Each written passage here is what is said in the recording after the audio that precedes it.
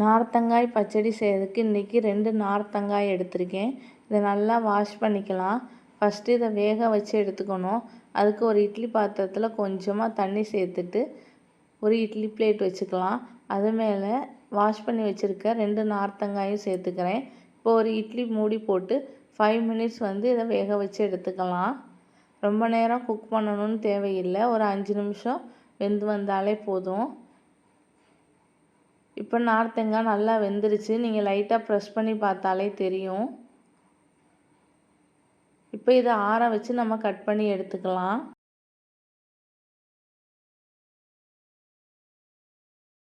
இப்போ இன்றைக்கி நான் ஸ்வீட் சேர்த்து செய்ய போகிறேன்.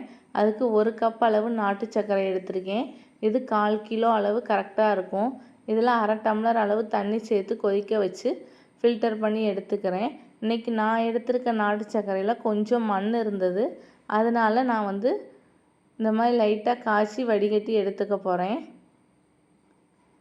இப்போ இந்த பச்சடி செய்கிறதுக்கு ஒரு அடிகனமான பாத்திரம் எடுத்துக்கலாம்.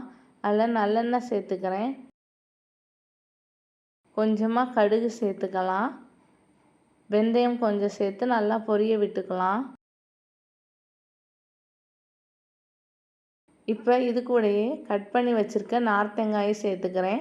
இன்றைக்கி நான் கொஞ்சம் பெரிய பெரிய பீஸாக கட் பண்ணி எடுத்து வச்சுருக்கேன். உங்களுக்கு எந்த சைஸில் வேணுமோ அதுக்கு ஏற்ற மாதிரி கட் பண்ணி எடுத்துக்கோங்க.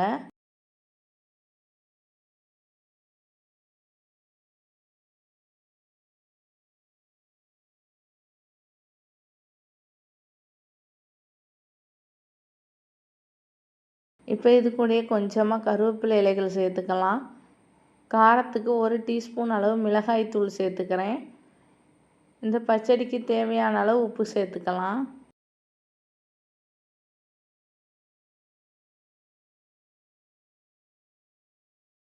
இப்போ இதை நல்லா மிக்ஸ் பண்ணி விட்டுக்கலாம். மிளகாய் தூள் பச்சை வாசனை போகிற அளவுக்கு நல்லா வெந்து வரணும்.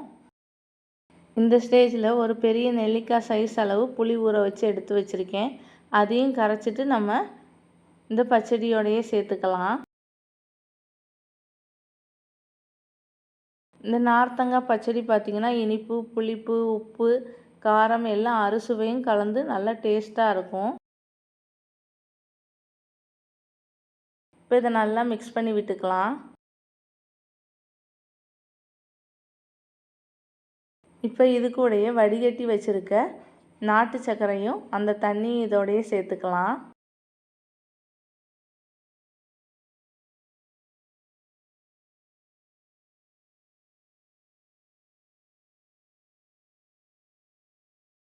உங்களுக்கு இனிப்பு கொஞ்சம் தேவைப்பட்டாலும் நீங்கள் இன்னும் கொஞ்சம் வெல்லம் ஆட் பண்ணிக்கலாம். நான் இன்றைக்கி 2 நார்த்தங்காய்க்கு 1/4 கிலோ அளவு நாட்டு சர்க்கரை சேர்த்துருக்கேன்.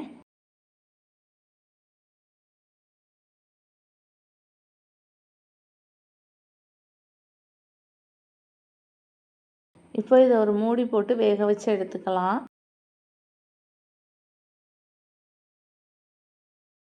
இப்போ ஒரு 5 நிமிஷம் ஆனதுக்கப்புறம் மூடி எடுத்துகிட்டு ஓப்பன் பண்ணி பார்க்கலாம். தண்ணி ஓரளவு நல்லா ட்ரை ஆகிடுச்சு. இப்போ நல்லா மிக்ஸ் பண்ணி விட்டுக்கலாம். அடிப்பிடிக்காமல் செஞ்சு எடுத்துக்கணும்.